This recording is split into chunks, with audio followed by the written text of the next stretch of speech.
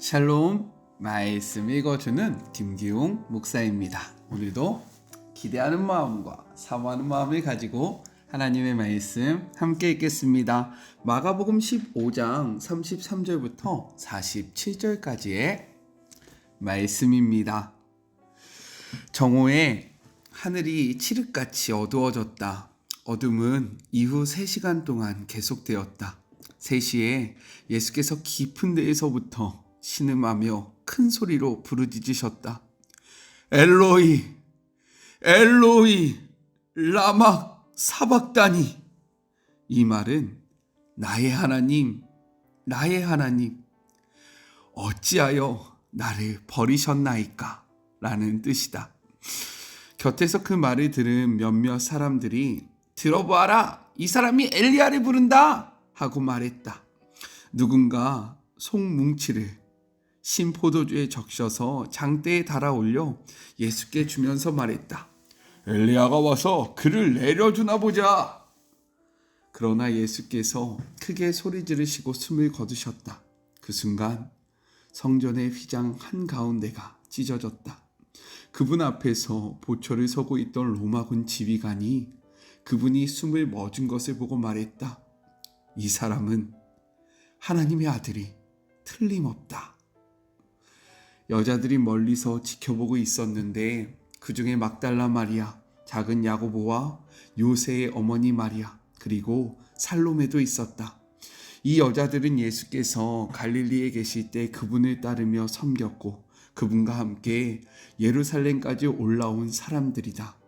그날은 예비일, 곧 안식일 전날인데 오후 늦게 유대의 회의에 명망 높은 의원인 아리마대 사람 요셉이 왔다. 그는 하나님 나라를 바라보면서 그 나라를 손꼽아 기다리며 사는 사람이었다.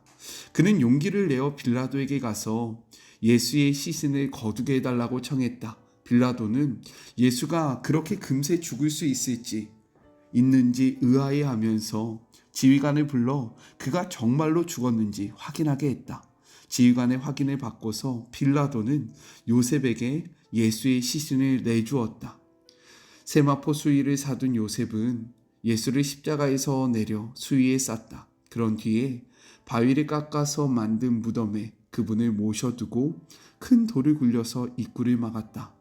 막달라 마리아와 요새의 어머니 마리아가 장례에 치르는 것을 지켜보았다.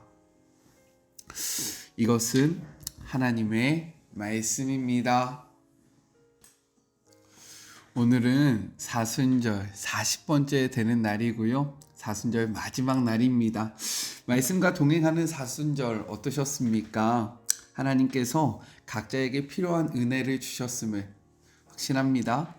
우리 계속 말씀과 동행하는 삶을 사순절이 끝나도 계속 살아가는 우리 모두가 되었으면 좋겠어요.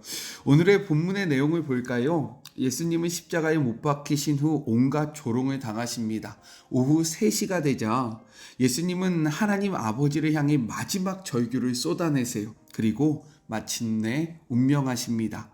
그때 성소의 휘장이 찢어졌고 백부장은 예수님이 하나님의 아들이심을 목격자로서 증언합니다.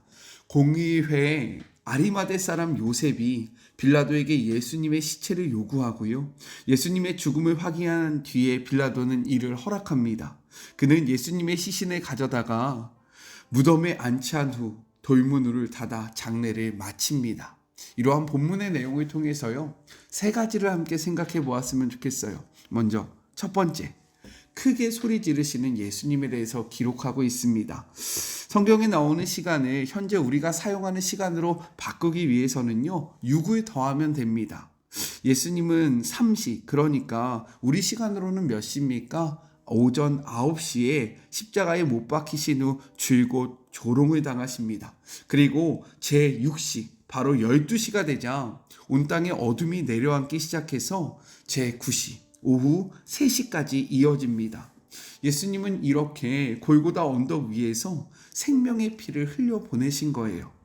이러한 상황 속에서 예수님이 마지막 절규를 내뱉으십니다. 34절이에요. 제9시에 예수께서 크게 소리 지르시되 엘리 엘리 라마 사박다니 하시니 이를 번역하며 나의 하나님 나의 하나님 어찌하여 나를 버리셨나이까 하는 뜻이라. 예수님은 이렇게 전심전력을 다해 하나님을 부르셨다라는 거예요. 그런데 이는 놀랍게도 자신이 하나님 아버지께 버림받음에 대한 절규였다라는 사실입니다. 예수님이 그토록 아버지로부터 받아 마시기 힘들었던 고통의 잔이 무엇이었냐면 죽음이었다라는 거예요. 왜요? 죽음은 하나님과의 단절을 의미하기 때문인 것입니다. 즉, 아들 예수님께의 죽음은요, 아버지 하나님과의 단절이었기 때문에 그보다 더 큰 고통이 그분에게는 없었다라는 사실입니다. 이렇게 예수님은요, 하나님과의 단절로 인해 절규하셨는데 우리는 오늘 무엇으로 인해 절규하고 있습니까? 예수님은 하나님의 아들로서 그분과의 관계가 끊어짐을 두려워하셨는데 우리는 하나님의 자녀로서 무엇을 두려워하며 살아가고 있습니까? 이 말씀 앞에 우리의 절규의 내용이 무엇인지를 한번 돌아보는 시간이 되었으면 좋겠어요. 둘째, 휘장의 찢어짐과 백부장의 고백에 대해서 이야기를 하고 있습니다. 예수님이 죽음을 맞이하신 그 시간 성소 안의 휘장이 위에서부터 아래로 찢어집니다. 38절이에요. 이에 성소 휘장이 위에서부터 아래까지 찢어져 둘이 되었다라고 이야기하고 있습니다. 휘장이 위에서 아래로 찢어졌다는 것은요, 이것은 사람이 아닌 하나님에 의한 사건이다라는 것을 나타냅니다. 또한 이것은 성전 유대교의 종말을 상징하고 있다라는 거예요.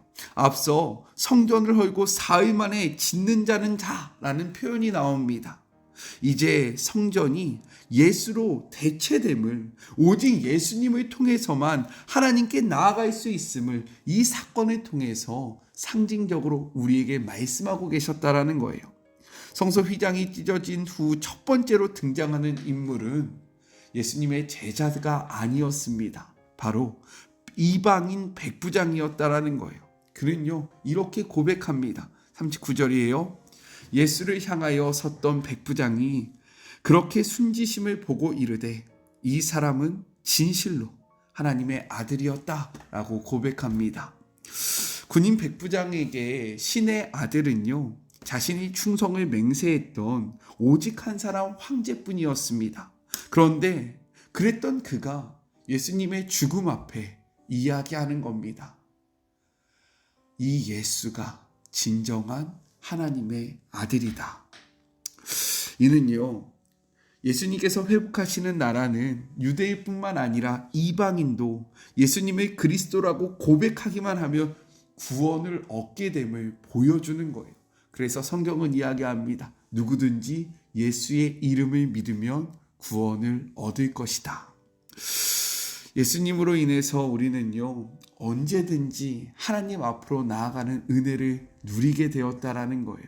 바로 이것이 휘장의 찢어짐을 상징하는 것입니다. 또한 예수님의 그 죽음 뒤에 백부장이 고백하지 않습니까? 이를 통해서요, 우리가 그분만 의지하며 누구든지 상관없이 영원한 생명을 누릴 수 있음을 우리에게 말씀하고 있습니다. 그러니 예수님으로 인해 주님 앞에 나아가 하나님의 그 크신 은혜를 마음껏 누리는 우리 모두가 되기를 간절히 소망합니다.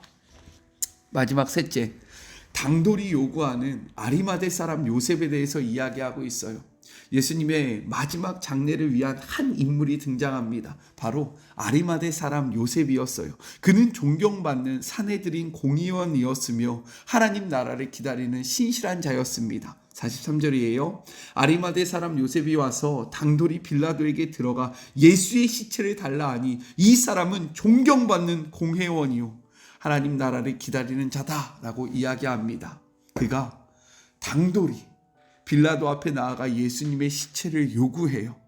대명절인 안식일을 앞두고 시체를 가까이 한다는 것은요, 스스로 부정하게 해서 명절을 제대로 지킬 수 없게 되는 반율법적인 행위였습니다. 그렇기 때문에 그에게는 당돌함이 필요했다라는 거예요.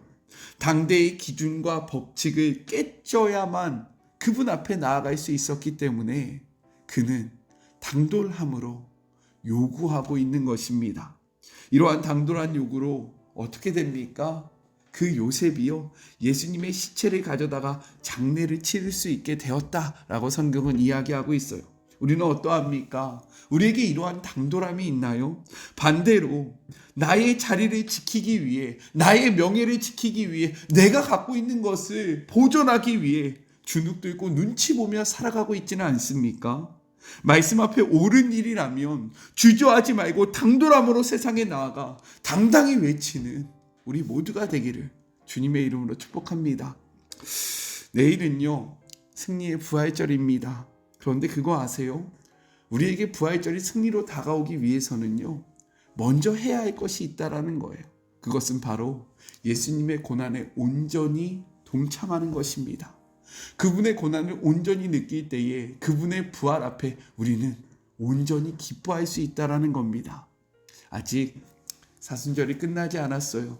오늘이라도 예수님의 고난을 묵상하며 그분의 십자가를 바라보는 우리 모두가 되어서 내일 영광스러운 그 부활의 날에 함께 승리로 나아가는 우리 모두가 되었으면 좋겠습니다. 우리 같이 기도할까요? 사랑의 하나님, 사순절이 끝났습니다. 말씀과 매일매일 함께하는 것이 쉽지 않았지만 그 말씀 앞에 은혜가 있었음을 고백합니다. 주님, 우리가 말씀을 놓치지 않기를 소망합니다. 왜냐하면 그 말씀이 하나님이시고 그 말씀이 곧 예수님이시기 때문입니다. 우리는 고난주간을 어떻게 보내었습니까? 말씀과 가까이 하며 예수님의 그 고난에 동참하는 자였습니까? 아니면 말씀을 외면하며 우리의 유익을 쫓는 자들이었습니까? 우리의 연약함 아시는 주님, 간절히 소망하는 것은 우리가 있어야 할 자리에 있게 하여 주시옵소서. 승리의 부활절을 온전히 맞이할 수 있기 위해서는 먼저 우리가 주님의 고난에 온전히 동참해야 함을 고백합니다. 그런데 우리는 왜 고난 없는 영광만을 꿈꾸고 있습니까? 왜 고난 없는 그러한 승리만을 바라보며 살아가고 있습니까? 우리가 승리하기 위해서 먼저 받아야 할 것은 고난입니다. 이를 기억함으로 고난의 자리에 계신 예수님을 홀로 두지 않는 우리 모두가 되게 하여 주시옵소서. 주님을 사랑합니다. 주님을 바라봅니다. 우리와 함께 하시는 거룩하신 주님을 의지하며 주님의 고난에 동참함으로 영광스러운 부활의 자리에도 함께하기를 소망하며 거룩하신 예수 그리스도의 이름으로 간절히 기도드립니다. 아멘. 40일간의 여정, 참 저는 좋았습니다. 말씀을 나눌 때 은혜가 되었고요. 말씀 앞에 참 부끄러웠고요. 그리고 말씀 앞에 길을 찾게 되었습니다. 우리의 인생이 그런 것 같아요. 때로는 넘어짐이 있고 때로는 쓰러짐이 있지만 그럼에도 불구하고 말씀 앞에 나올 때 회복이 있고 그럼에도 불구하고 말씀 앞에 나올 때 다시금 사명을 감당할 수 있습니다. 제가 기도했던 것처럼 우리는 고난 없는 부활을 꿈꾸고 고난 없는 영광만을 바라보고 있지는 않습니까? 그런데요, 영광스러운 부활이 있기 위해서는 반드시 그 힘든 고난의 시기가 있어야 한다라는 거예요. 예수님과 함께 고난받음으로 예수님과 함께 영광의 부활의 기쁨을 누리는 우리 모두가 되었으면 너무나도 좋겠습니다. 저는요, 또 삶의 자리가 시작되는 월요일 날 만나도록 할게요. 사랑하고 주님의 이름으로 축복하면서 오늘 하루도 힘내세요. 우리 월요일 날 만나요. 안녕. 40일간 수고하셨습니다.